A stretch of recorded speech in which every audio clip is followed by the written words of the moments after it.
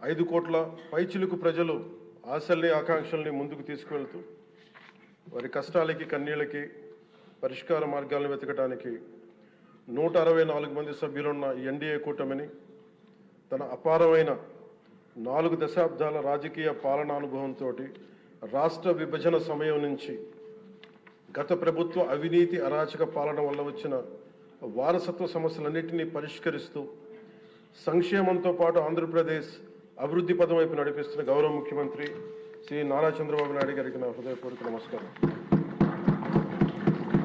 మంత్రివర్గ సహచరులకి తోటి శాసనసభ్యులకి నమస్కరిస్తున్నాను.